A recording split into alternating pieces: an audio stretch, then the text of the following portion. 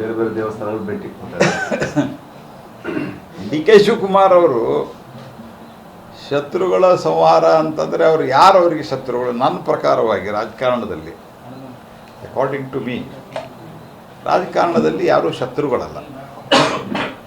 ನಾವು ಇದೇ ಸಮಾಜದಲ್ಲಿ ಇರೋರು, ಇದೇ ದೇಶದಲ್ಲಿ ಇರೋರು, ಇದೇ ರಾಜ್ಯದಲ್ಲಿ ಇರೋರು ಯಾರೂ ಶತ್ರುಗಳಲ್ಲಪ್ಪ. ನಮಗಂತೂ, ನಾನಂತೂ ಯಾರನ್ನೂ ಶತ್ರುಗಳಂತೂ ಭಾವಿಸಿಲ್ಲ, ನಮ್ಮ ಪಾರ್ಟಿಯವರು ಭಾವಿಸಿಲ್ಲ, ನಮ್ಮ ಪ್ರಧಾನಮಂತ್ರಿಗಳು ಭಾವಿಸಿಲ್ಲ. ನಾವು ಪ್ರತಿಸ್ಪರ್ಧಿಗಳು. ಈಗ ಅಧಿಕೃತವಾಗಿ ನೀವು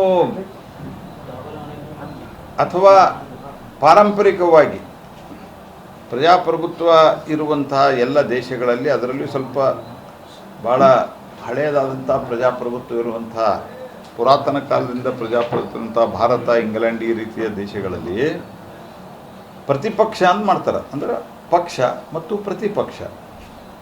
ಪ್ರತಿಪಕ್ಷ ಅಂತಂದ್ರೇನು?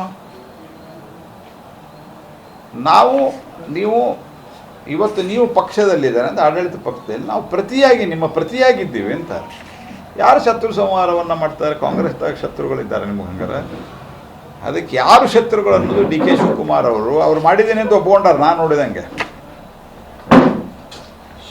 ಆನ್ಲೈನ್ ನ್ಯೂಸಲ್ಲಿ ಮತ್ತು ಪತ್ರಿಕೆಯಲ್ಲಿ, ಟಿ ವಿಯಲ್ಲಿ ನಾನು ನೋಡಿದಂಗೆ ಹಿ ಹ್ಯಾಸ್ ಅಕ್ಸೆಪ್ಟೆಡ್, ನಾನು ಶತ್ರು ಸಂಹಾರ ಯಾಗವನ್ನು ಮಾಡಿದ್ದೀನಿ ಅಂತ. ಶತ್ರುಗಳು ಯಾರು? ಸಿದ್ದರಾಮಯ್ಯನವರ ಅಥವಾ ಪರಮೇಶ್ವರ್ ಅವರ ಅಥವಾ ಇನ್ಯಾರು? ಸ್ವಲ್ಪ ಉತ್ತರ ಸ್ಪಷ್ಟ ಕೊಟ್ಟರೆ ಒಳ್ಳೇದಾಗತ್ತೆ. ನಾವಂತೂ ಡಿ ಕೆ ಅವ್ರನ್ನ, ನಾವಾತು ನಮ್ಮ ಪಾರ್ಟಿಯವ್ರನ್ನ, ಡಿ ಕೆ ಅವರಾತು, ಸಿದ್ದರಾಮಯ್ಯನವ್ರನ್ನಾತು, ಅಥವಾ ಇನ್ಯಾರೇ ಆದತ್ತು ಕಾಂಗ್ರೆಸ್ ಪಾರ್ಟಿ ಇತರ ಮುಖಂಡರು, ಇಬ್ಬರು ಪ್ರಮುಖ ಮುಖಂಡರು ಅಂತ ಅವ್ರ ಹೆಸರು ಹೇಳಿದ್ವಿ. ಯಾರೂ ನಾವು ಶತ್ರುಗಳು ಅಂತ ಭಾವಿಸಿಲ್ಲಪ್ಪ. We have never said that they are our enemies. And in politics there should not be enmity also and enemy also. This is what ನಮಗೆ ಅಟಲ್ ಬಿಹಾರಿ ವಾಜಪೇಯಿ ಅವರು ಕಲಿಸಿದ್ದು. ನಮ್ಮ ಟ್ರೈನಿಂಗ್ದಲ್ಲೇ ಹೇಳಿದ್ರು ಅವರು. ಫಸ್ಟ್ ನಾವು MP ಆದಾಗ ಅಟಲ್ ಬಿಹಾರಿ ವಾಜಪೇಯಿ ಅವರು ಇನ್ನೂ ನಮ್ಮ ಸುದೈವ, ನನ್ನ ಸುದೈವ ಅಂತ ಭಾವಿಸ್ತೇನೆ. ಅವತ್ತು ಅವರು ಇನ್ನೂ ಫುಲ್ ಇದರಲ್ಲಿದ್ದರು, ಮಾತನಾಡುವಂಗೆ, ಹೇಳುವಂಗೆ, ಭಾಷಣ ಮಾಡುವಂಗೆ ಇದ್ದರು.